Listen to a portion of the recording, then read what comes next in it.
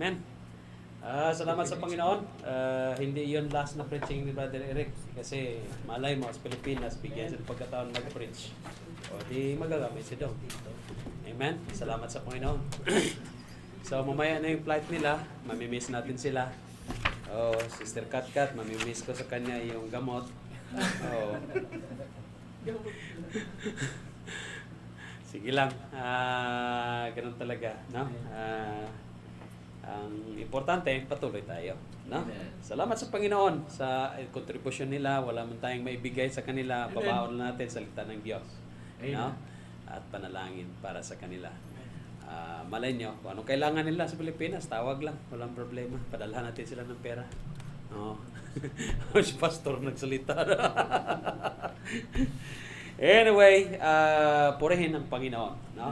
Sa ating Bible School, mga kapatid, Friday School, I'm sorry, sa pagpatuloy ng ating tawag nito, Friday School sa Christology. Alright, okay, amen. Wala dyan, hindi ko nagawa. Okay. Amen. Wala bang mga surot dyan? Wala, hindi kayo kinagat. Ingat ha. Okay, pero grabe nang i-display ay namin, no? Mga ano talaga. Tingnan natin kung mabuhay pa yan sila. Sabi ko sa kanila, kung malabit lang, huwag lang mangagat. Yung nangangagat, humihira. Pero mga isa-isa na lang. Amen. Give me a few minutes sa ating pag-aaral sa ating Friday School. Anong pangalan mo, Brad? Ha? Coco. Coco Martin. Klase pala si Cardo pala ito, bro. Coco. Coco, taga sa Mindoro, no? Dalawa yung Mindoro eh. May Occidental at saka may Oriental. Ano salita doon? Tagalog po. Tagalog. Okay. Ang Occidental, Tagalog din. Ano po eh, sa kahit Oriental may Bisaya, may Ilocano. Ganon. Pag Oriental. Sa Oriental ka? Oriental, maraming Ilocano. Okay. Oriental may mga Bisaya. Okay.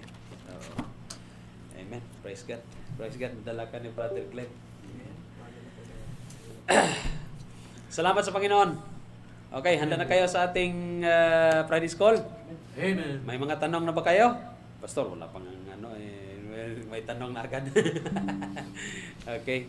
So last week, ang pinag-aralan natin, last week may naunawaan kayo turo natin about the Lord Jesus Christ. No, siya ang pinaka-buod. Siya yung tinatawag na pinaka-sam. Pinaka-buod yan eh. The substance, no? The pinaka-sintro at saka pinaka-essence, no? Pinaka-diwa ng Biblia, ng salita ng Panginoon, no? Okay, ng Christian belief. Sabi nga natin, pag wala si Jesucristo sa ating Christian belief, sa ating panampalataya bilang mga Kristiyano, wala tayo. No? For we know, in the book of John, we can do nothing. No? Apart from Jesus Christ, or apart from the Lord, we are nothing. No? And we can do nothing pag wala si Jesucristo. No? Hindi katulad sa ibang mga belief diyan na pag tinanggal nila yung tao na nagpasimono ng belief na yon, mayroon pa rin nanatili na system of belief nila. Hindi katulad sa Christianity, pag wala si Jesucristo, wala tayo.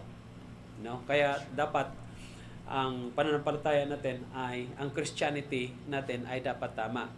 Ang problema, maraming Christianity. Alright? Maraming Christianity. Hindi na natin maikaila yun eh. No? Alright? Malalaman mo na lamang na hindi tama yung doktrina na nadadala nila dahil the way they talk, the way they explain the Word of God, the way their knowledge in the Word of God. So, malalaman mo yun. No? At ang dapat nating maunawaan na dapat nating bantayan, no, mga kapatid, when it comes to Christology, the Lord Jesus Christ Himself, na ang pagkakilala mo dapat sa Kanya ay hindi yung dahil propeta lang siya, siya, anak ng tao, Oh, yes, of course, anak siya ng tao eh. Hindi, kanino ba siyang anak? Oh, physically or by his humanity, no? Talking about his humanity, ay talagang pinanganak siya sa tao.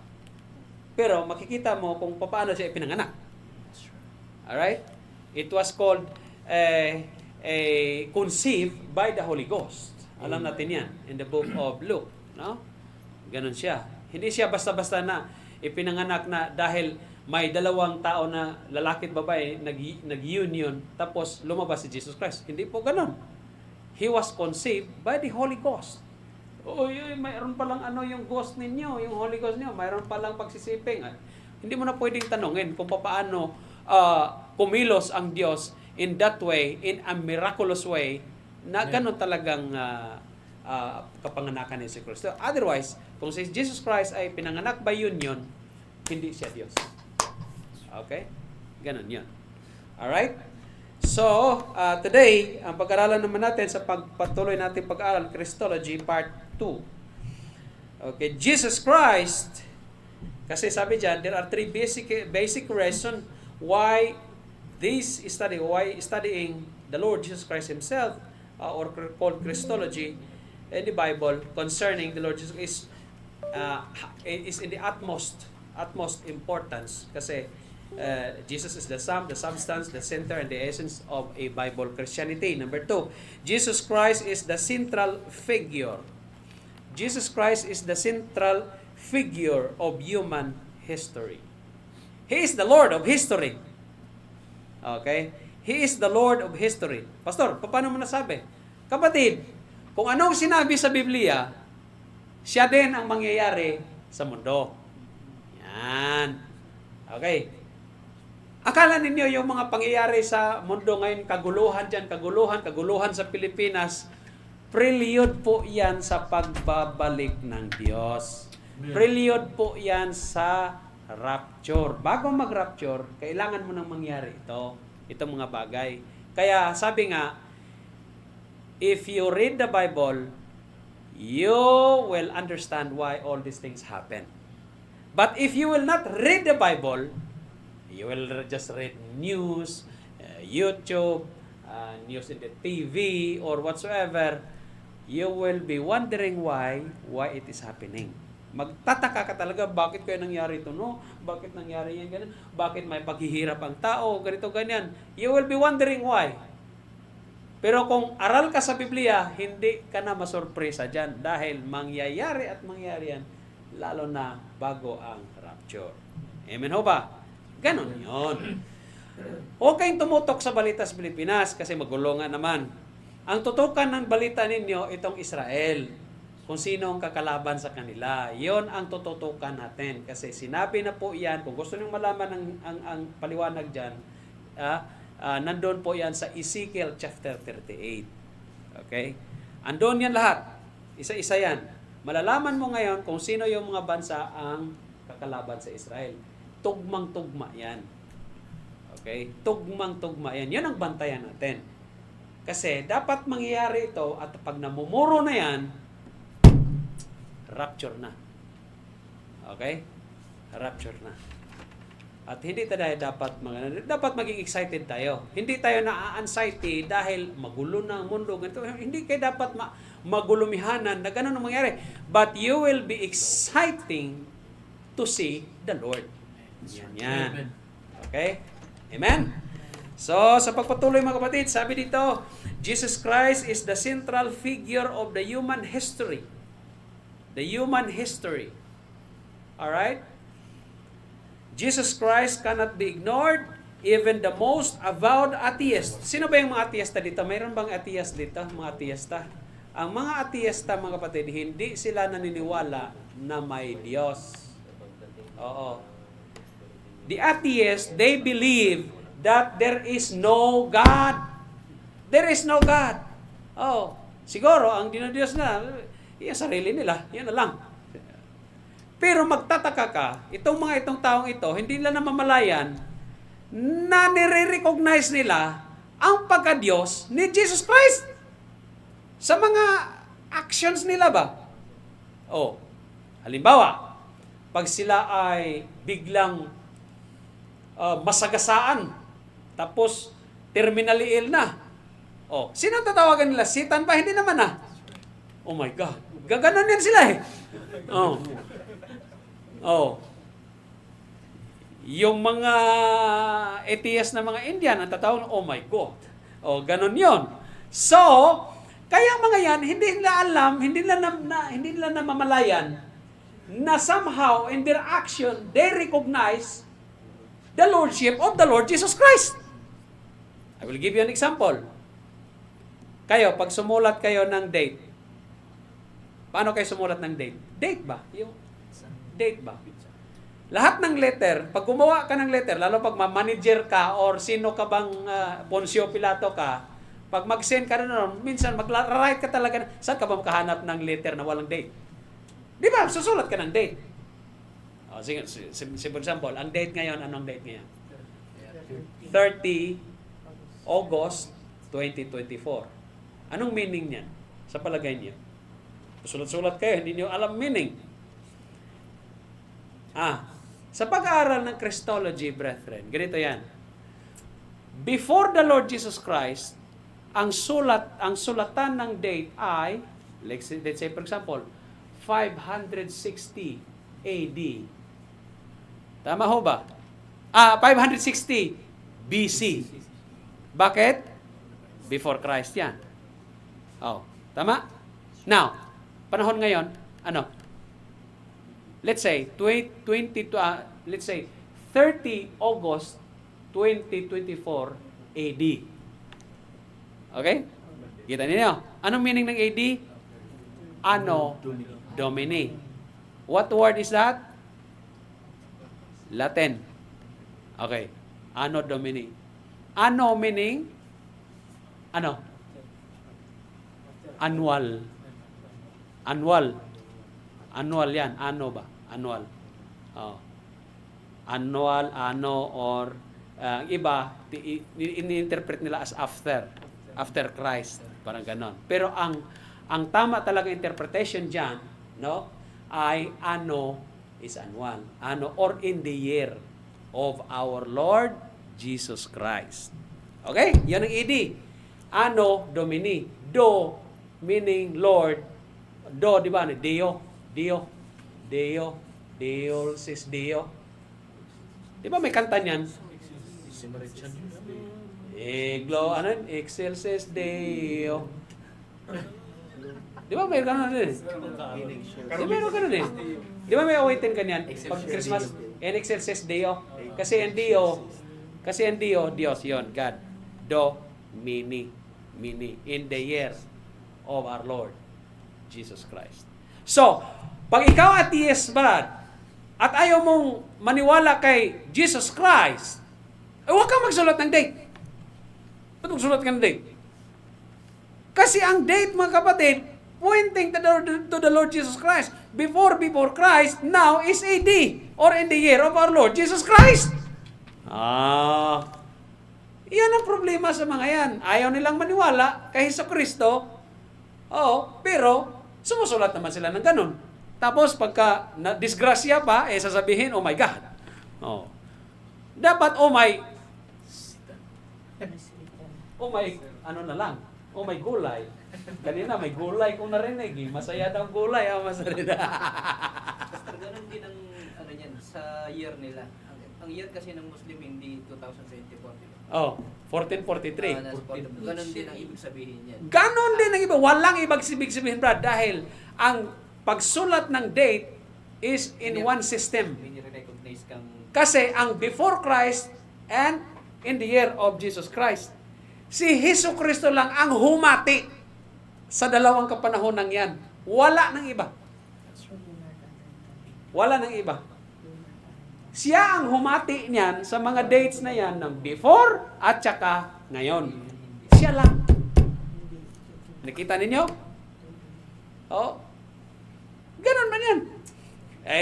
Yung date namin doon, ang amo ko kay, Romano kaya magsabi sulat, nakikita ko na, mga idi-idi dito Alam ko na, nawaan ko na, kaya idi, alam mo na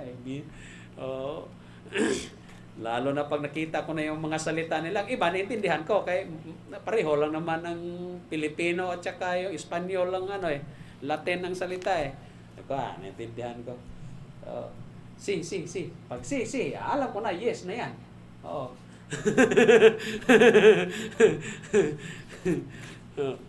Kome. Ay, kome ka dyan. Naintindihan ko yan. Kome mo. Ganun siya. No, amen mga kapatid? So kahit ang mga atheist pero alam nyo, ang mga atheist pag nabasa nila yung Psalm chapter 14 verse 1, matatamaan ko sila dyan. Buksan mga brad. Psalm chapter 14 verse 1. Ito salita ng Panginoon yan hindi salita ng tao. Okay?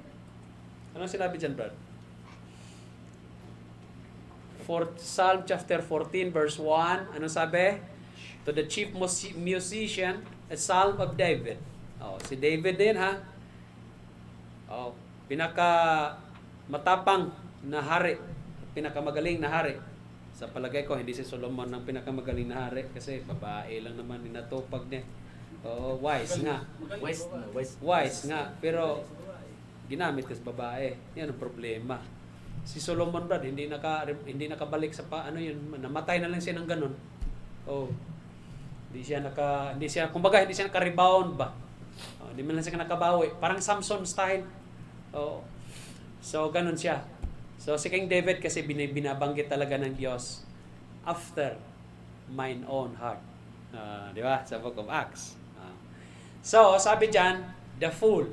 Ano yung fool sa Tagalog? Sausawan ng kubos. Tama? Yung fool sa Tagalog ay hangal, mangmang, Bisaya, buang. Itong sa niyog pa, buang yung... Sa lahat ng niyog, mayroong malaki dyan, mayroong maliit. Pag tinagga mo na, biniak mo na, walang laman. Buang ang tawag niyan Buang. Ganun siya ba? Para bang sa Tagalog, baliw or ganon. Ganun The fool hath said in his heart. Has said in his heart. Sinabi sa kanyang puso. Sinabi niya, grabe, puso pa talaga there is no God. So, wag mong sabihin na walang Diyos Otherwise, baliw ka talaga. Hangal ka talaga. Napakamangmang mo naman, sabihin mong walang Diyos. Yung mga taong bundok nga, brad, alam nga nila na may Diyos Alam mo yung mga taong bundok? Mga ita, mga ganon. Di ba?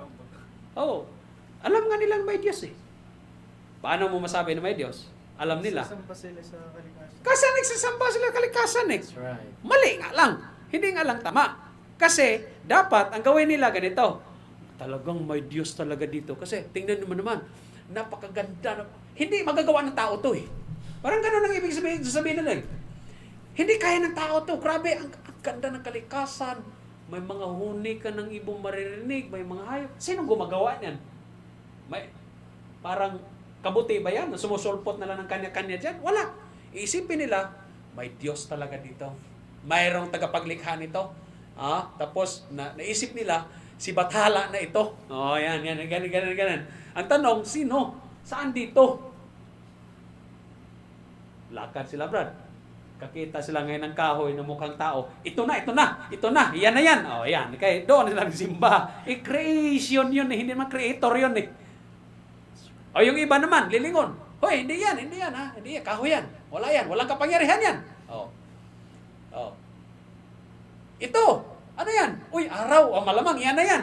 Sinambal na creator. Creation din yan Hindi naman creator yan Dapat hanapin nila. Hindi yan. Hindi yung araw na yan. Hindi yung buwan na yan. Hindi yan. Hindi itong kahoy na yan. Hindi yung hayop na yan. Hindi yung kalabaw na yan. Baka, wala. Yung dos India, baka ganon. Mahanapin natin. Saan ang Diyos? Hanapin natin. Basta. Hanggang napadpad na sa isang barangay, may nagturo na may Diyos. Yun, sumpungan nila, brad. Ganon. Pastor, paano yun? Pag namatay naman sila, na hindi nakarating doon sa patag, brad, huhusgahan sila according sa kanang panampalataya in the environment. In the book of Romans. chapter 2 po yan. Okay? Ganon yan. Nandoon sinabi kung paano sila huhusgahan. Ang problema, Brad, doon sa verse 9. Ang problema, Brad, imbis na sambahin nila yung Diyos na tama, sinamba nila ang creation. So, tingnan natin, Brad, sa Book of Romans, chapter 1 muna. Chapter 1 muna, sa verse 21 tayo mag-umpisa. Romans chapter 1, verses 21. Okay, tama yan. Buksan ko lang dito sa akin para sigurado din ako. Romans chapter 1. Ayun. Ano sabi dyan? In verse 21, mga kapatid,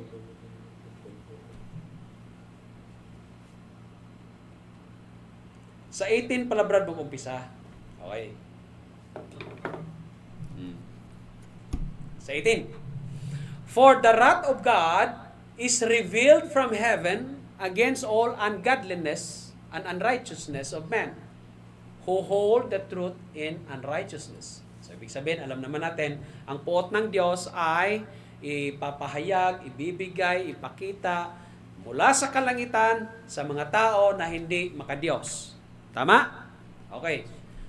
Doon sa kanilang hindi makatuwiran, sa hindi mga makatuwirang tao, ganon, na kung saan humawak, humawak sila, hinawakan nilang katotohanan doon sa hindi naman tama, hindi matuwid. Imbis na ang katotohanan kay Hesukristo ang sundin nila, yung hindi naman matuwid ang sinusunod nila. Paano? In verse 19, because that which may be known of God is manifest in them. Ang kaalaman ng Diyos, mga kapatid, ipinakita talaga sa mga tao yan. Ipinakita sa mga sanlibutan yan. Ang kaalaman ng tao, the wisdom of God, kapangyarihan ng Panginoon, pinapakita yan. Ang pagka-Diyos ng Diyos, pinakita yan sa tao, sa sanlibutan. Manifest in them, for God has showed it unto them. In verse 20, for the invisible things of Him, kasi ang Diyos hindi mo naman makikita. Tama? Invisible ang Diyos noong unang panahon. Tama? Okay. He is invincible. Invisible. For the invisible things of Him from the creation of the world are clearly seen. Nakikita ng ating dalawang mga mata ang creation ng Diyos. Alright? Being understood by the things that are made, even His eternal power and Godhead, so that they without excuse. Kahit ang pagka-Godhead ni Jesus Christ, by the way, si Jesus Christ ang creator, baka inisip nyo, ang God the Father. God the Father can create also, no any question. But talking about Christology, Jesus Christ is the creator. Tandaan niyo yan. He is the one who creates. Ang God the Father is only a planner. Okay? Ang Diyos, si Jesus Christ ang nag-create. When He talk, nandyan. By the Holy Spirit. Ganon siya, kahit yung kanyang eternal power, by the way, si Jesus Christ ang tinutukoy dyan, and Godhead, so that they were without excuse. Walang excuses yung mga tao. Wala na ba yung excuse? Ano yung excuse Tagalog? Anong excuse Tagalog? Walang alibay. Walang dahilan. Okay. Walang maidadahilan ang lahat ng tao. Kahit yung mga taong nasa bundok, wala silang maidadahilan na walang Diyos. Bakit? Pinakita sa Kanya or sa kanila ang kapangyarihan ng Diyos through His creation. Power of God yan. Hindi kaya ng tao yan. That's right. Oo. Kaya ba ni Satan yan, Pastor? Hindi kaya siguro ni Satan yan. Sa tingin ko, bakit? Wala naman sinabi sa Biblia, nag-create din si Satan eh. Ang sa Bible, sinabi, angel si Satan eh. Okay. In verse 21, because that, when they knew God, ang tao alam niya na may Diyos, they glorified Him not as God. Hindi niya pinupurihan ang Diyos na bilang Diyos na creator. Okay, yan ang explanation niya. Hindi rin sila nagpapasalamat. Neither be thankful. Ano ginawa nila? But they became vain in their imagination. Nagiging wala silang saysay sa kanilang mga kaisipan. Sa kanilang pag-imagine ba, pag-iisip nila ba. Bagkos sila'y mga foolish heart was darkened. Their heart was foolish. Nagiging mangmang yung kanilang mga puso. Bakit? Napagdiliman eh. Natakpan ang kaliwanagan doon eh. No? Hindi tama eh. In verse 22, Brad. Oh. Professing themselves to be wise, they became fools. Oh, pero mga mangmang naman pala. Mangmang sa harapan ng Panginoon. Okay. In verse 23. And changed the glory of incorruptible God into an image made like to corruptible man, and the birds, unto birds, and four-footed beasts, and creeping things. Ganito, imbis na ang Diyos, they would have glorified God as God who create the universe or these things or the environment. Ganun, makikita mo. Pero ang ginawa nila, gumawa sila ng ibang Diyos-Diyosan. Anong Diyos-Diyosan na sinabi dyan? Like corruptible man. Made like corruptible man. Alam mo na. Pag gumagawa ka ng mga Diyos-Diyosan, kapatid, ililok mo, ito ang Diyos. Parang si Aaron lang ba? Gawa tayo ng golden calf. Patong natin dito. Nakurap din si Aaron, no? Kala ninyo. Tapos nung bumaba na si Moses, ano yung...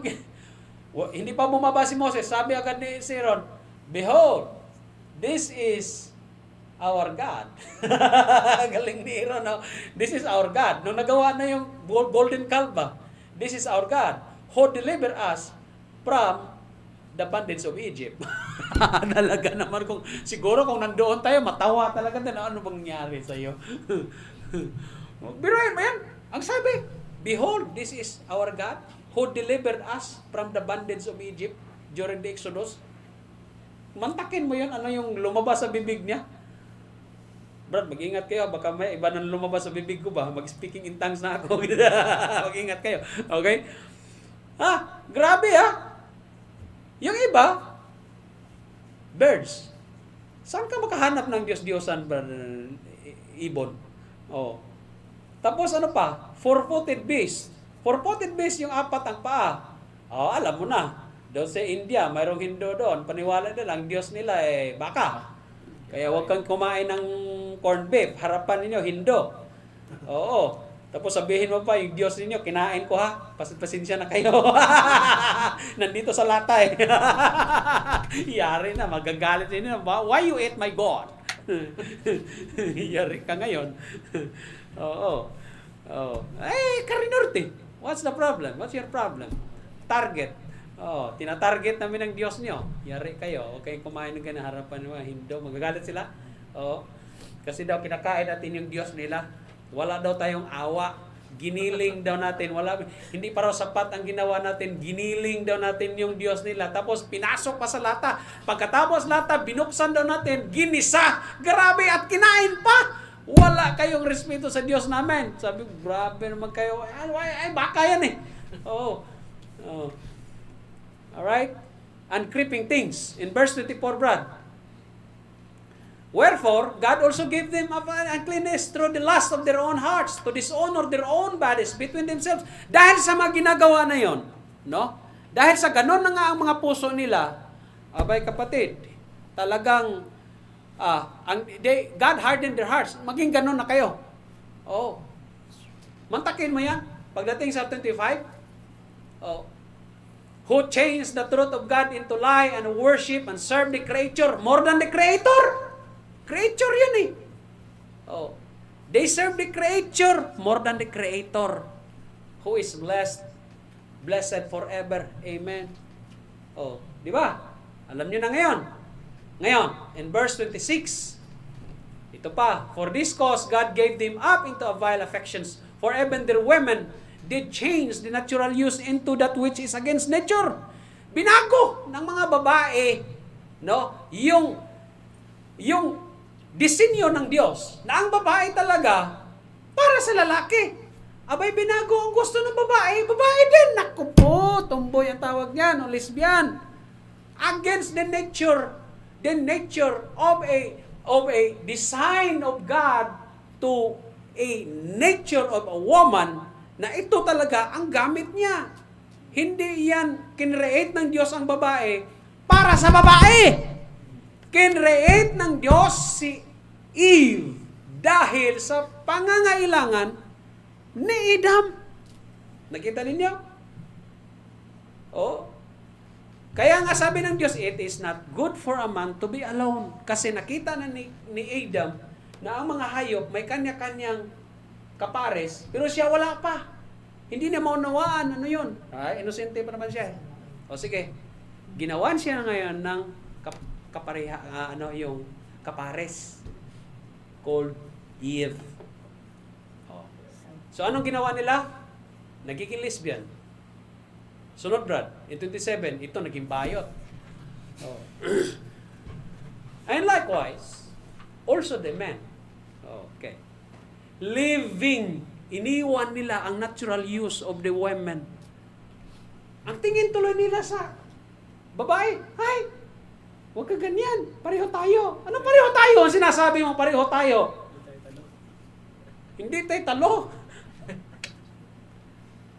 Oh. Nakakadiri ka. Pambihira to. Oh. Bakit mo iniwan ang natural na use ng babae? At pumunta ka sa lalaki? Eh pareho naman kayo. Ano kayo? Magpinsing kayo dyan? Ano ba naman yan? Anong pumasok sa isipan ninyo?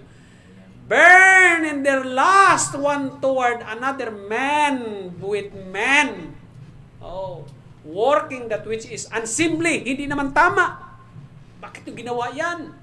And receiving in themselves that recompense of their error, which was met. Grabe.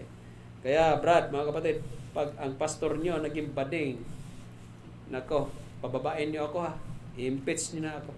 Pastor, bumaba ka dyan. Bakit? Naging bayot ka na eh. Oh. Ganon. Ha? Pero may nakilala akong kapatiran dati. Oo.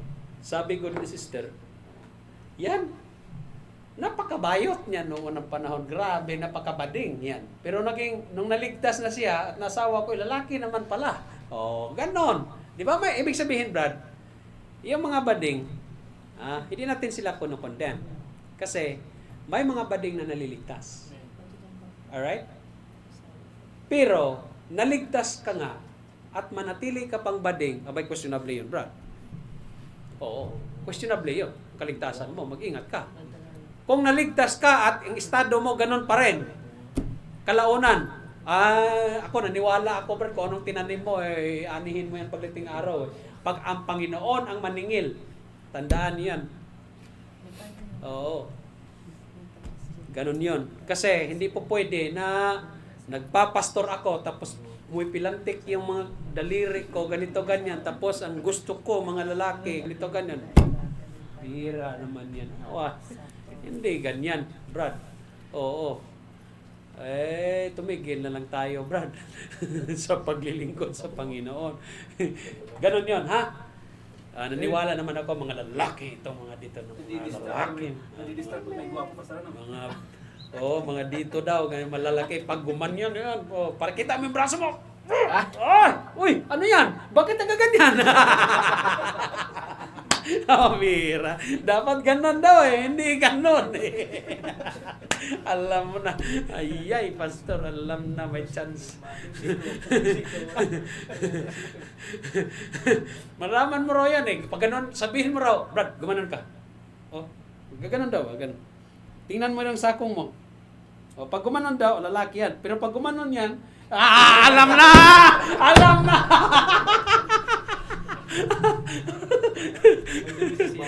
Ha? May dumi sa siko. May dumi sa siko. Pag gumanon, okay. Pero pag gumanon, pambihira, Ano ba naman yan? Mga sister, huwag kayong ganyan.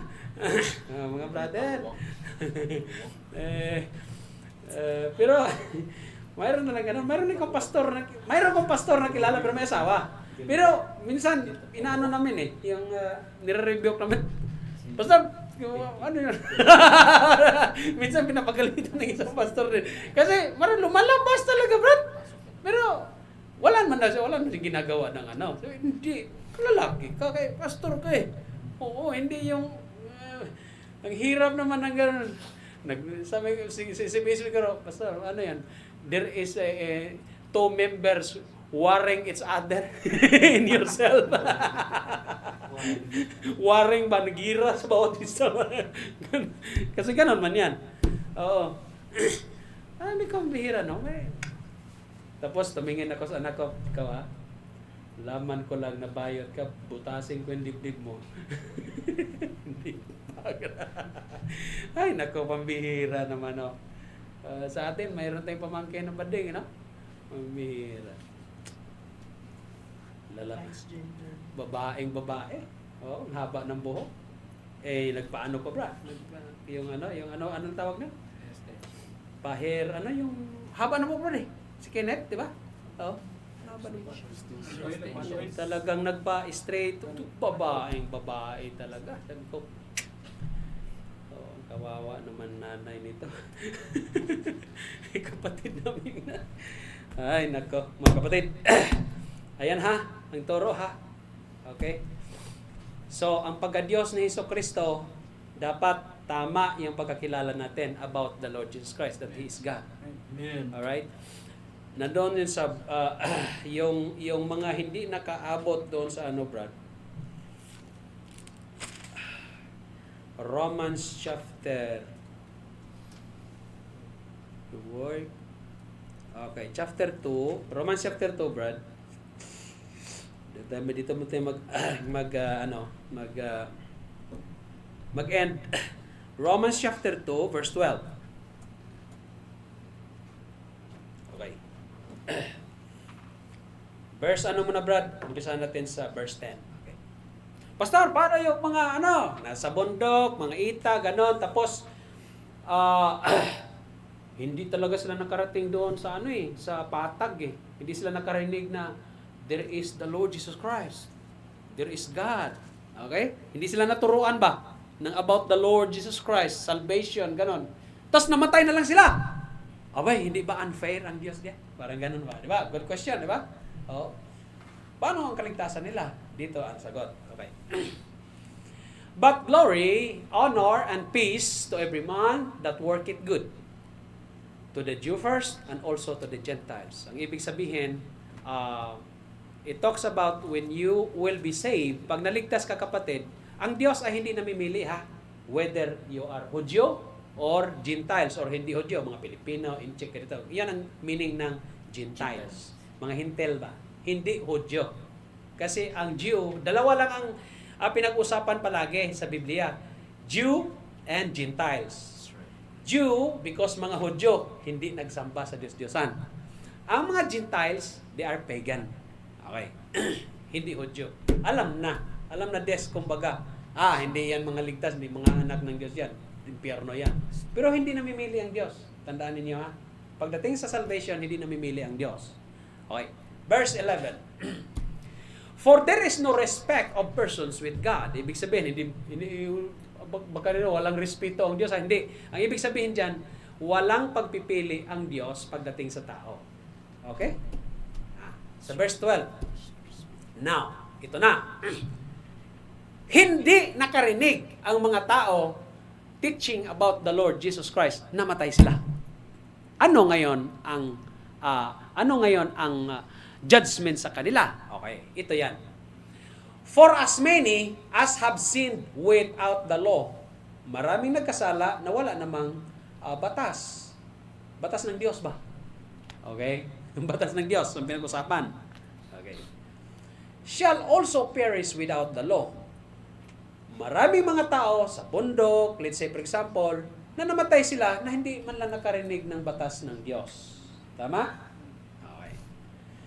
And as many as have sinned in the law shall be judged by the law. Marami namang namatay or nagkasala with the law of God ba? May batas na ng Diyos, ganito, ganyan. So, huhusgahan din sila pagdating sa kanilang kamatayan, whether they are saved or not, they will be judged according to the law of God. Bakit? May law of God na eh. May law of Moses na eh. So, husgan kayo according to the law of Moses. Pero sa panahon ngayon, law of faith in Jesus Christ. Tandaan ninyo. Hindi na yung law of Moses. Okay, nakuha ninyo? Okay. Now, sa 13, Brad. For not the hearers of the law are just before God, but the doers of the law shall be justified. Alam naman natin na pagdating sa justification, para maligtas ka, you must have faith in the law of God. Law of Moses in the Old Testament, sa panahon natin ngayon, law of Christ by faith. Okay? Now, in verse 14, for when the Gentiles which have not the law, though by nature the things contained in the law, this having not the law, are a law unto themselves. Paano ang paliwanag yan? Ang mga hintil, kapatid, yung mga hindi Hudyo, alright? Ang mga Gentiles, hindi mga Hudyo, which had not the law, wala silang batas ni Moses. Wala din silang batas about the Lord Jesus Christ. Pero minsan, makikita mo ang mga yan na walang mga batas, kung tawagin, minsan mga mababait pa kumpara sa Hudyo. Nakita ninyo? O, di ba nakikita ninyo? Bakit? Mayroon kasi silang batas na nasa puso. Di ba? Mayroon silang batas na nasa puso, which is moral law. Moral law, ibig sabihin, yung Diyos nung kinreate niya ang tao, mayroon kasing spirit of man na nilagay doon. Ang spirit of man, tinanim talaga ng Diyos yan dyan. Di ba? Body, soul, and spirit. Tama. Tinanim ng Diyos yan sa puso mo para alam mo kung ano ang tama at mali. Dahil nung create ng Diyos, kasama na nilagay ng Diyos yan doon, disenyo na ng Diyos yan, na according to His image, according to His thinking, alam natin kung ano ang tama sa mali. Yan. Okay. Naunawaan ninyo? Malalim ba sa inyo? O no? No. Unawain na lang natin. Mabihira si Pastor. Oh. So, ganun siya. Ngayon, sa 15, Brad, tingnan natin. Which show the work of the law written in their hearts, their conscience also bearing witness, and their thoughts, the meanwhile accusing or else excusing one another. Ang pinakasagot talaga dyan, Brad, na ano na natin, nandoon sa 12. Okay.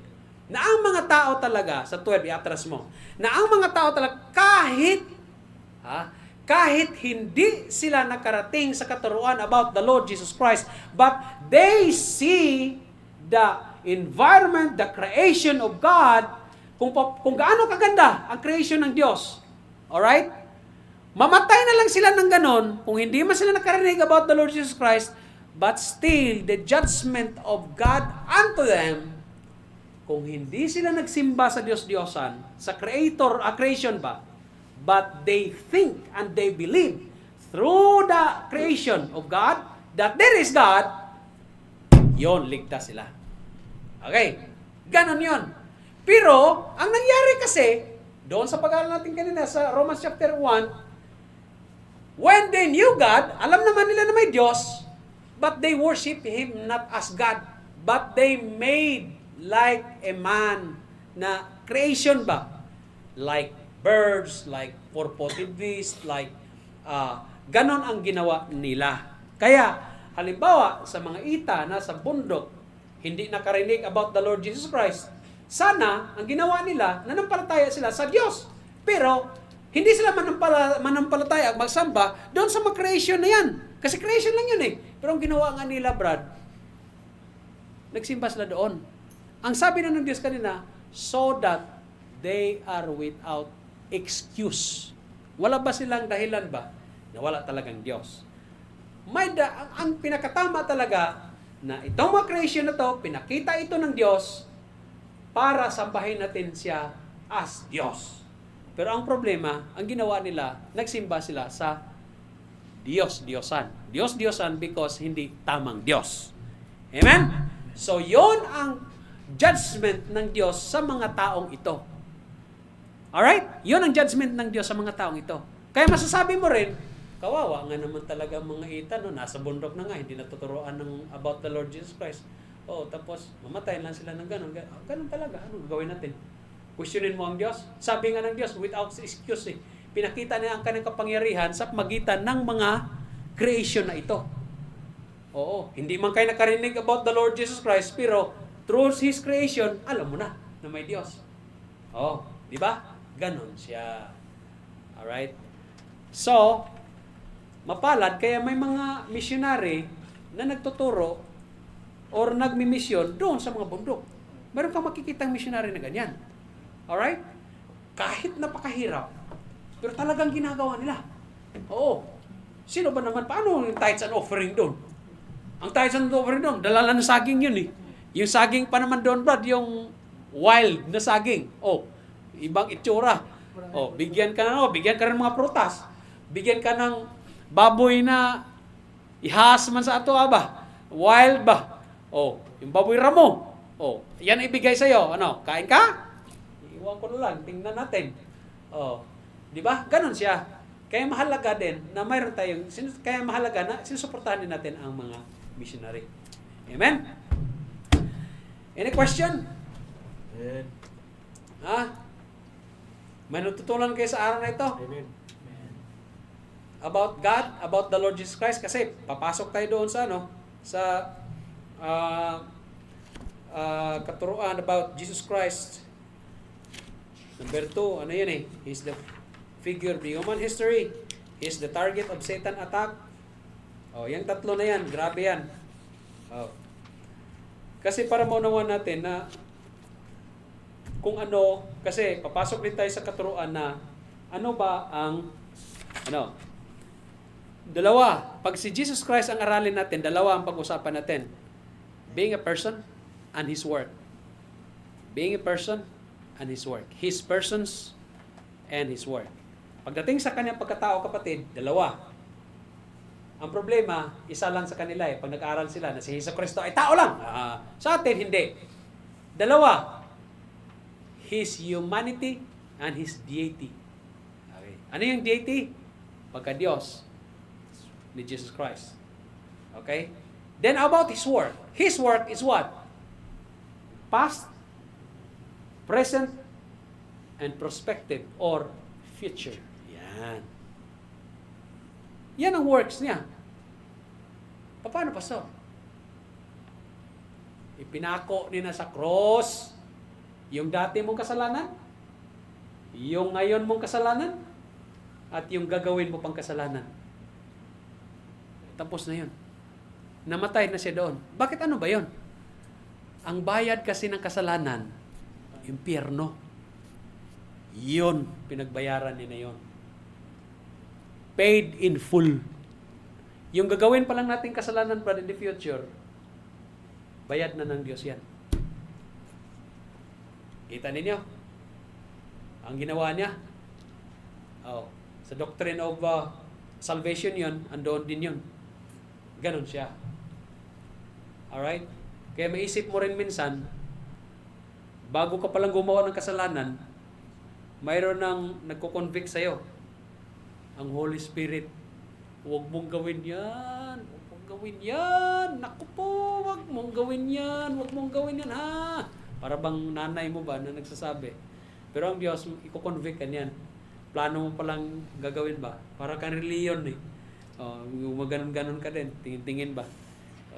Niligawan ko to siya, kahit pa may asawa ako. Pabira. May asawa ka na, tapos manligaw ka pa ng iba. Masaklap nun. Oo. Tapos magpaalam ka pa kay Pastor. Pastor, manliligaw ako dito. May asawa ka na. Oo. Okay lang. Love at first sight. Si brother yan ah.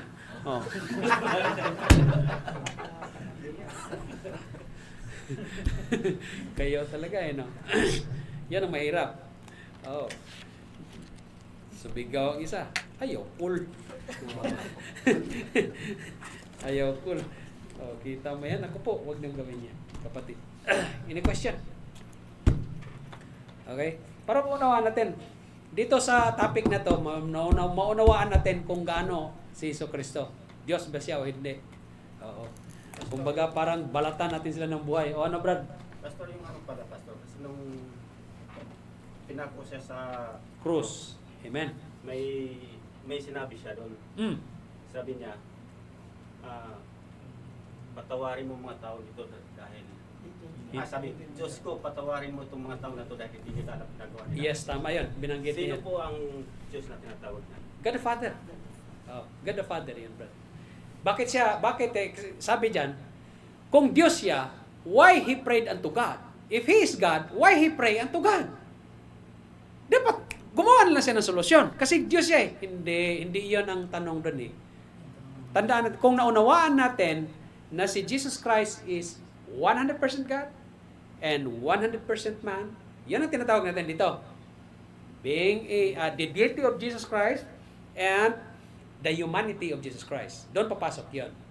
Bakit siya nanalangin sa Panginoong Ama? Kasi nga, on that time, He portrayed Himself as human. Kaya nga umiyak siya eh. Sabi pa nga niya, Ili, Ili, lama sabachthani. My God, why thou hast forsaken me? Bakit mo ako pinabayaan? Brad, ang tao lang makapagsabi niyan. Na Diyos ko, bakit mo ako pinabayaan? Tao ang magsalita niyan. Si Jesus Christ at that time, He act Himself as man.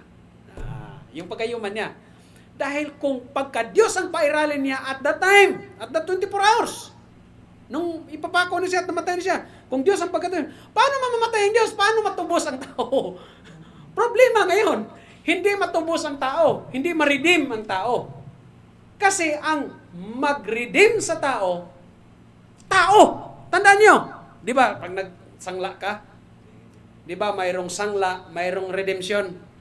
Ang mag-redeem sa nagtubos, ang magtubos sa sinangla, tao. Hindi talaga hayop. Wala kayong makita na ang nagsangla doon tao tapos ang pumunta doon pangalawa ay baka or ganon. Ganon man ang sagot ko sa mga pilosopo. Kaya pilosopong ano nila yan eh. Gagamitin nila yan eh. Sa Muslim po, yun ang ginagamit nila. Oh, yan ang ginagamit nila. Na-encounter ko na yan. Kung Diyos si Jesus Christ, bakit nanalangin siya sa Diyos? Yun. Oh, siyempre tao siya. Bakit? Diyos ba siya at that time? Kung Diyos siya at that time, pwede nang gamitin power. Oh. Ba, ito, may ipakita ko sa iyo para malaman mo kung Diyos ba siya o hindi. Ang tao, kaya bang kaya bang magbuhay ng patay? Yes or no? Ay, ang tao, Brad, hindi marunong magbuhay ng patayan. Tao yan eh. Oh. Tao yan. Ang Diyos lang magagawa niyan. O, di Diyos, Jesus Kristo. Oh. Ano yan? Works pa lang niya yun. How about kung bersikulo na ipakita ko sa iyo na Jesus Christ is God? Ganun yun. Lagi kong sinasabi sa kanila yan. Hindi Diyos si Jesu Kristo. Okay. Sige. Granting, ipakita ko sa iyo isang bersikulo na si Jesus Christ is God.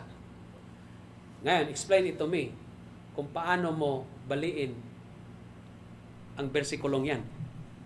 Interesado ako kung paano mo ipaliwanag. Hindi ko interesadong malaman na si Jesucristo ay tao or Diyos. Interesado ako kung paano mo ipaliwanag sa akin itong bersikulong ito. Hebrews chapter 1 verse 8. Oh. Ito ang pinakamabigat na argumento kung si Jesucristo ba ay Diyos. But unto the Son He saith. Brad, inaral ko na yan.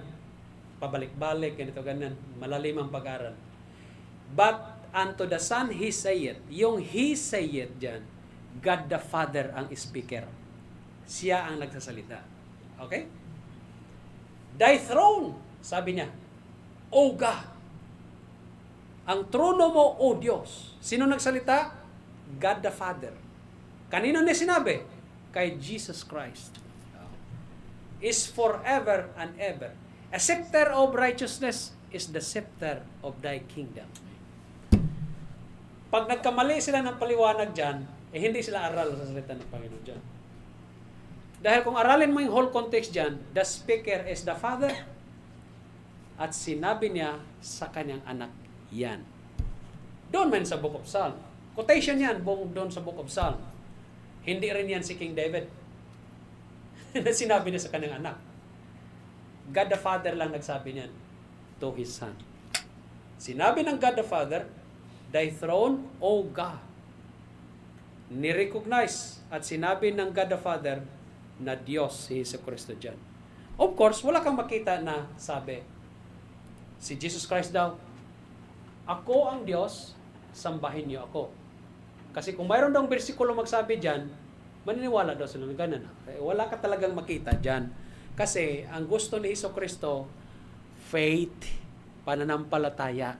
Maraming bersikulo sa Biblia nagsasabi na si Jesucristo ay Diyos. Indirectly nga lang. Bakit? Kasi gusto ni Jesucristo, manampalataya ka sa Kanya.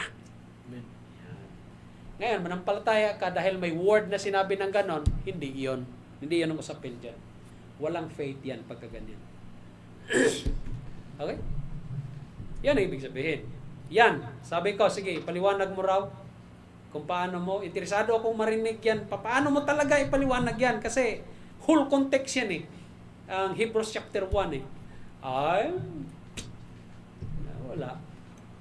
Yan pa nga lang ang pinakita ko eh. Eh paano yan? Kung magpakita ako ng 10 bersikulo hanggang 20 bersikulo, magsabi na si Jesus Christ God, yari na. Magkabuhol-buhol yan. Sigurado. Oo.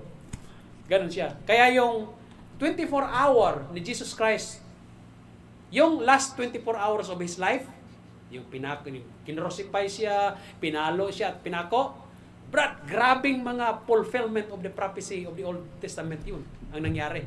Yung sabi, ili-ili, lama sa baktani, in the Old Testament yun. Fulfillment yun ng prophecy in the Old Testament. Para malaman ng tao na ito ang Messiah talaga ang sinabi from the Old Testament. Oh. Tapos may sinabi pang broken rib, ganito, ganon, ginano. Old Testament, sinabi niya. Yung sinabi din niya na, My God, forgive them, for they know what they are doing. Hindi nila alam ang ginagawa nila eh. Ay, talagang sinabi niya, He act at the time, His life or His humanity, yon ang nangyari. His humanity prevails. Okay, ganon yan ang ibig sabihin. Nangingibabaw at nangyari talaga yung kanyang pagkatao. Hindi ang pagka-Diyos ha. Oo, Diyos iiyak. Saan ka makita ng Diyos umiyak? Pwedeng malungkot ang Diyos, pero hindi mo makita ang umiyak yan. Espiritu nga ang Diyos eh. Saan ka makita ng Diyos na ipinako? Saan ka makita ng Diyos na dinuraan or sinugatan? Oh, kasi in the Old Testament sinabi niyan eh. Mayroong tagapagligtas sa inyo. Ang kanyang dugo talaga ibayad. Pero sa katawan ni Jesus Christ yun. Ganon siya. So, bilang tao yan. Yung sinabi niya na, My God, bilang tao siya. Diretsuhin mo pagsagot. Bakit ginawa niya? Tao siya o Diyos? Tao. Bakit? Tao naman siya. 100% man naman siya. Oh. Maliwanag naman sinabi doon sa John chapter 1 eh. In the beginning was the Word, and the Word was with God. John chapter 1 verse 1. In the beginning was the Word, and the Word was with God, and the Word was God. Sino yung Word dyan? Jesus Christ. In verse 14. In verse 14. Anong sinabi dyan? And the Word was made flesh. Hindi became flesh, ha? Lagi kong palaala sa inyo yan. Hindi yung, and the Word became flesh. Hindi. And the Word was made flesh. Ang Diyos ay nagkatawang tao. Okay. Nilagyan ng katawan. And dwelt among us. Normally. Nanirahan kasama natin. Okay, si Jesucristo, nanirahan naman kasama natin eh. And we beheld His glory. Nakita natin ang kanyang kaluwalhatian, ang kanyang kapangyarihan. Nakita natin, bumuhay siya na patay. Maraming mga miracles siyang ginawa. Oh, nakita natin yun. Oh. The glory as of the only begotten of the Father, full of grace and truth. Doon sa 1 John chapter 2 verse 1 1 John chapter 5 verse 7. Tingnan mo, Brad. 1 John chapter 5 verse 7. 1 John chapter 5 verse 7. Oh. Ano sabi dyan, Brad? For there are 3 that bear records in heaven. Mayroong 3 na nagpatotoo sa kalangitan. Okay. Sino? Number 1, God the Father. God the Father man yan, wala may iba. And the Word. Yan yung binanggit sa John chapter 1 verse 1. Si Jesus Christ yun. And the Word and the Holy Ghost. Walang Jesus Christ dyan. Magaganon din sila. Walang Jesus Christ dyan. Ngayon, sino yung Word? Si Jesus Christ. Revelation 19:13. Revelation chapter 19, verse 13. Sabi daw, walang word. Wala bitaw word. Okay, walang word. Dito. And He doeth great wonders. Hindi mo yan, Brad? 19, Brad. Revelation 19, verse 13. Walang Jesus Christ, ha? Yung word mo, hindi naman Jesus Christ yan. Okay, sige. Punta tayo doon sa book of Revelation 19:13. And He was clothed with a vesture dipped in blood. Sino tinutukoy dyan? Singin nyo. Si Jesus Christ po yun, ang tinutukoy dyan. And His name is called the Word of God. Amen. Okay? The Word of God. Kaya ang Word of God, Brad, si Jesus Christ yan. Ang Biblia, Jesus Christ yan. Okay? Alright? In the beginning was the Word. In the beginning was Jesus Christ. Okay? Balik tayo doon sa 1 John chapter 5 verse 7. So alam niyo ha, ang word dyan si Jesus Christ yan. And verse 8. And there are 3 that bear witness in earth. Kanina sa heaven. Dito din sa lupa. The Spirit and the water and the blood. The Spirit and the water and the blood. It talks about the Lord Jesus Christ. Kung anong nangyari sa Kanya. Nung tinusok siya doon sa krus. And these 3 agree in one. The same as the 3 doon sa 7 agree in one. Sa verse 6 niyan, Brad, atras. And this He that came by water and blood, even Jesus Christ. Yan. Not by water only, but by water and blood. Nung tinusok siya, Brad, wala ng dugo, ubos ng dugo ni Jesus Christ, di ba? Nung tinusok siya, tubig nang lumabas.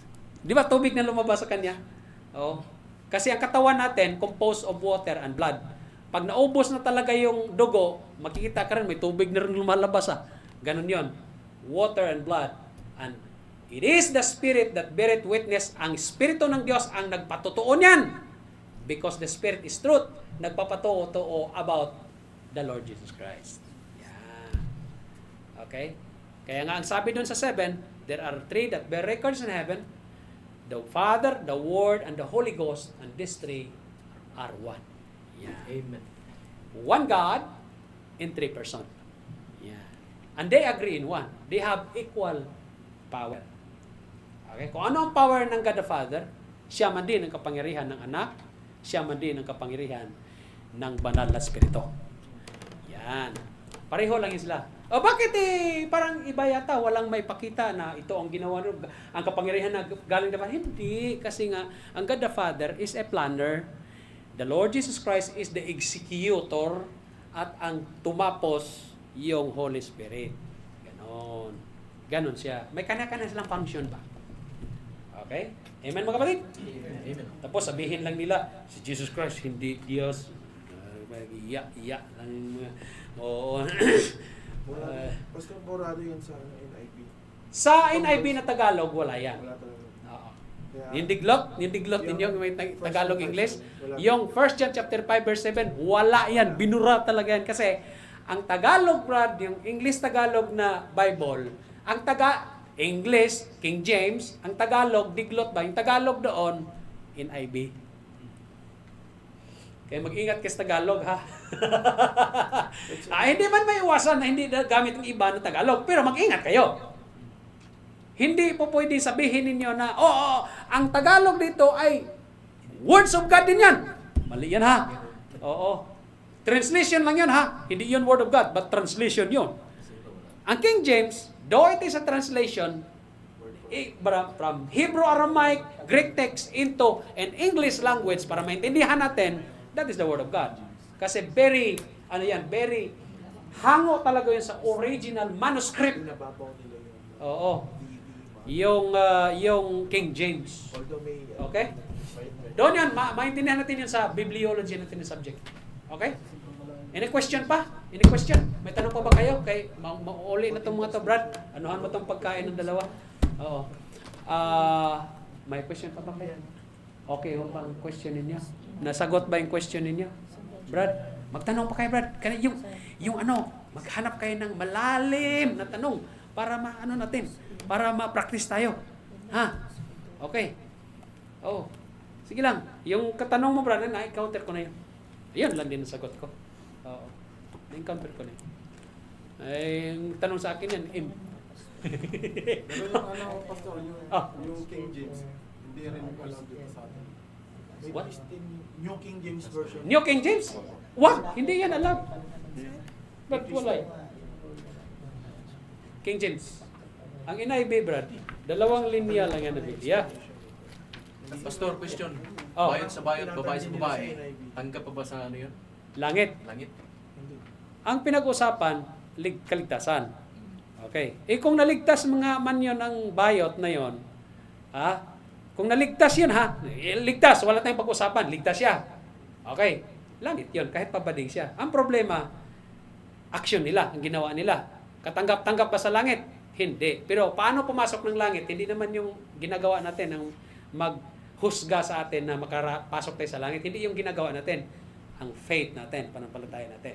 So, ang mga bading, kung talagang naligtas siya, pasok yan sa langit. Kahit pabading yan. Bakit? Kaligtasan ang pinag-usapan natin. Hindi naman yung action nila. Okay? Hindi yung ginawa nila. Pero,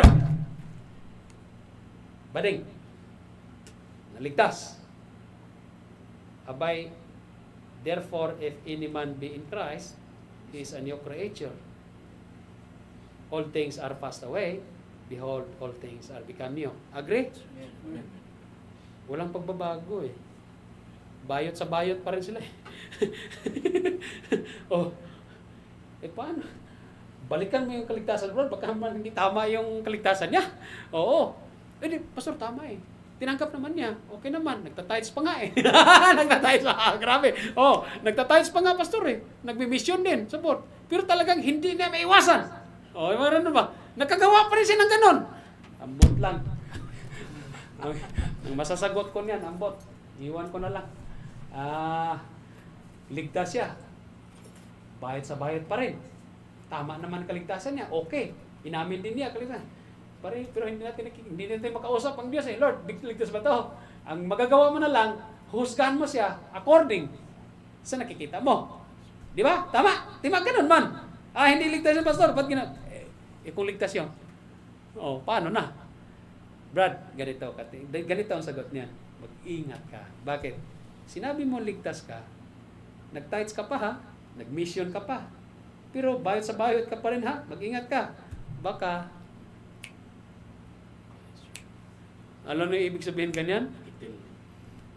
Papatayin ka ng Diyos niyan, Brad. Bakit? Katisuran ka sa church. Tandaan yun. Tanongin niyo si Dr. Gisalva dyan. Sagot niya, pareho lang din sa akin. Okay? Bayad sa bayot, nagpatuloy ka. What shall we say then? Shall we continue in sin that grace may abound? God forbid. Ayaw ng Diyos yan. Naligtas ka. Ligtas ka naman, tama naman. Patuloy ka. Brad, kung si Biden pa, don't. Don't. Don't. Si Duterte, ano sabi? Huwag mong subukan. Masisira ang buhay mo dyan. Don't. Don't do this at home. Ganun kapatid ha. Okay? Salamat sa mga katanungan ninyo. Maliliit na tong dalawa. Brad, ihatid nyo. Pero bawanan mo, Brad. Okay? Let us pray. Heavenly Father, once again, Lord, we thank you, God, for today. Salamat, Panginoon, sa pag-aaral ng iyong salita about the doctrine of Christ, Christology, Part 2. Panginoon, turuan niyo po kami patuloy at sa magitan ng Holy Spirit, O God, na magagabay sa amin, magprotection sa amin. Patawarin niyo kami sa aming kasalanan. Guide us always, O Lord, and give us a humble heart. In all these things we thank you and we praise your name in the name of Jesus Christ, our Lord and personal Savior. Amen and amen. Brad, salamat sa inyo. Amen.